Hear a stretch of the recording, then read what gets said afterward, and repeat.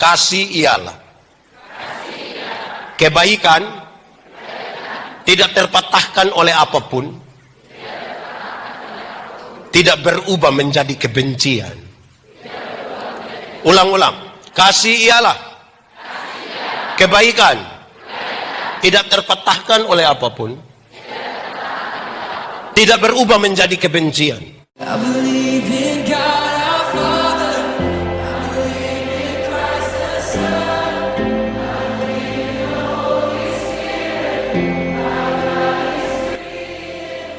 Karunia-karunia, Paulus bilang begini, karunia-karunia itu dibagi dalam dua bagian. Pertama, karunia-karunia motivasi, dan yang kedua, karunia-karunia manifestasi. Karunia motivasi itu sama kayak berkhotbah, mengajar, menyanyi, berkata-kata dengan hikmat. Itu karunia-karunia motivasi. Tapi yang kedua ada karunia-karunia manifestasi yang bisa bikin tanda-tanda heran.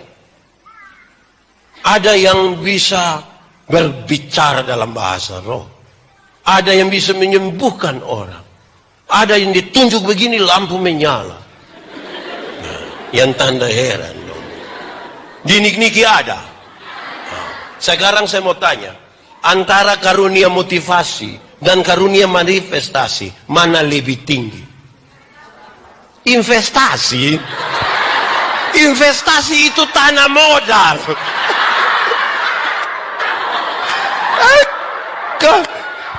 Memang ini bahasa harus diatur dengan baik. Motivasi dan manifestasi, investasi ekonomi.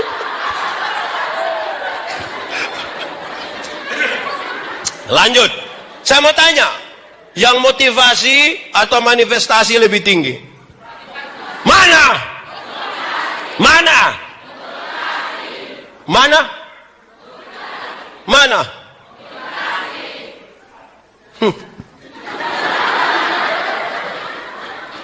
Sama. Tidak ada satu lebih tinggi yang lain. Supaya jangan terlalu bagaya. Paulus nasihat dorang. Kalau saudara baca itu pasal 12.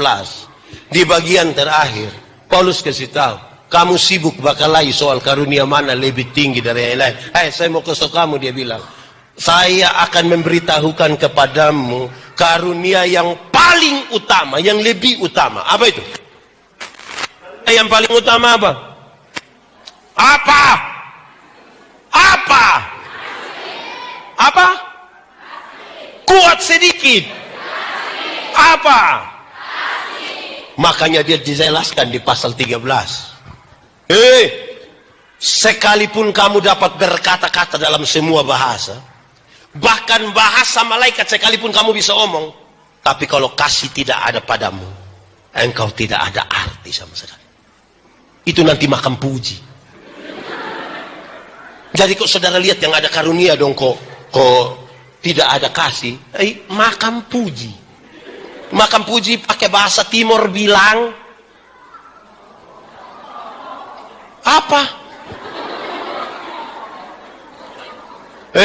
Sekalipun kamu dapat punya iman yang dapat memindahkan gunung ke laut, tapi kalau kamu tidak memiliki kasih, kamu tidak ada. Sekalipun kamu dapat memberikan seluruh dari hartamu. Dulu kalau orang berikan 20%, dianggap itu orang sudah terlalu baik. 20%. Apalagi kalau seluruh harta dikasih. Mungkin engkau sudah terlalu hebat. Tapi kalau kasih tidak ada. Sekalipun kamu dapat memberi dirimu dibakar.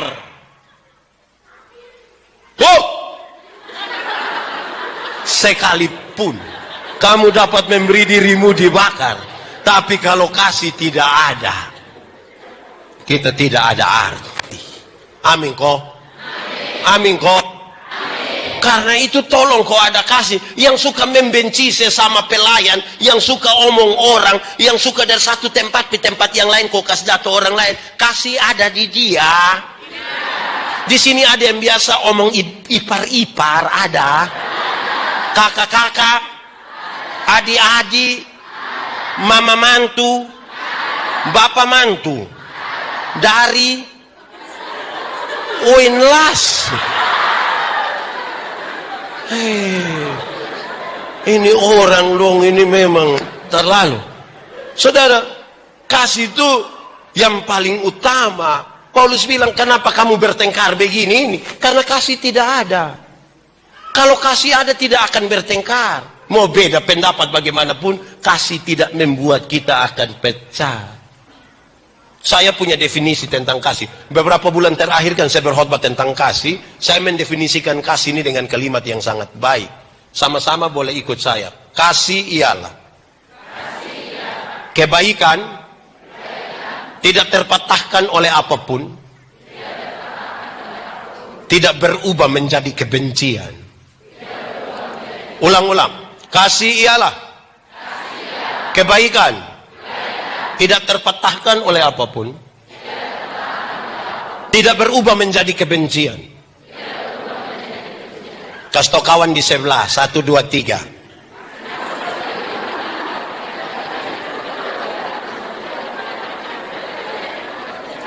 Oke. Bikin status. 1, 2, 3. Karena begitu besar kasih Allah akan dunia ini. Tuhan Allah mengasihi dunia. Betul? Lalu apakah dunia mengasihi Tuhan Allah?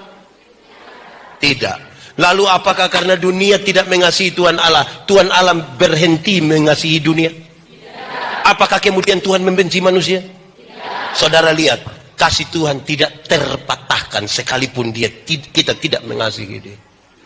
Berubah menjadi kebencian. Supaya saudara jangan pernah bilang begini, saya terlalu sayang Anda. Tapi waktu tahu sifat asli begitu, maaf. Pernah dengar itu kalimat? Atau sendiri omong? Yang bilang ini orang terlalu baik, mas setelah saya tahu dia punya sifat asli. Pernah dengar? Itu bukan kasih, itu dia punya nama egois. Karena kita hanya akan mengasihi orang yang mengasihi kita. Alkitab bilang begini, kalau kamu hanya dapat mengasihi orang yang mengasihi kamu, apakah jasamu? Kamu tidak ada jasa.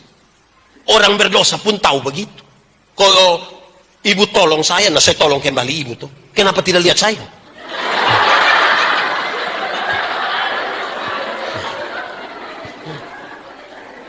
Jadi orang Kristen dituntut lebih. Makanya kalau kita tukang berkelahi dalam gereja, tukang tersinggung, itu karena kasih tidak ada.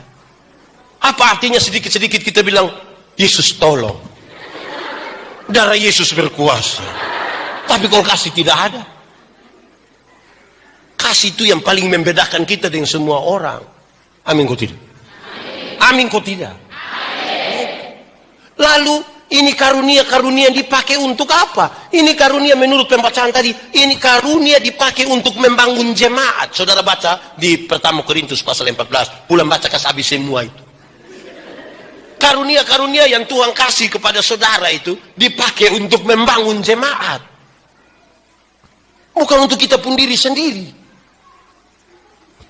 Dulu yang sebelum COVID, sekarang bisa menyanyi di gereja kok tidak? Bisa kok? Baik sudah. Dulu yang belum COVID yang sekarang. Kadang-kadang pendeta tanya, paduan suara, solo, vokal group, duet ada? Tidak ada. Terus don dengar, Ketua Majelis Sinode Gemit dan Bupati TTS akan beribadah bersama-sama di Gemit Sonhalan Niki-Niki. Woi, solo judia, duet judia, vokal grup judia, paduan suara judia, kata sambutan judia, lama-lama khotbah judia, seluruh bahas semua saya ini. Di sini ada. Itu dia pun nama karunia makam puji.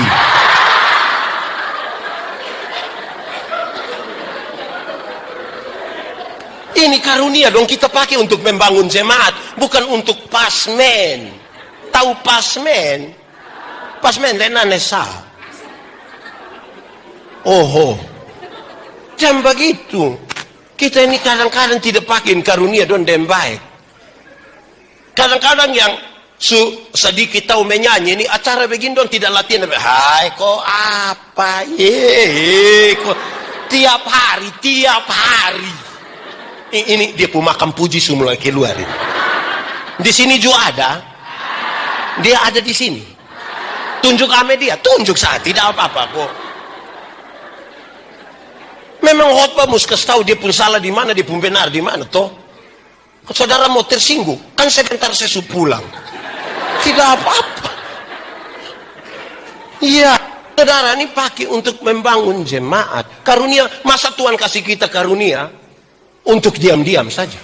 Tidak, untuk membangun jemaat. Kita ini berarti bagi ini jemaat dong waktu kita hadir, kok tidak? I believe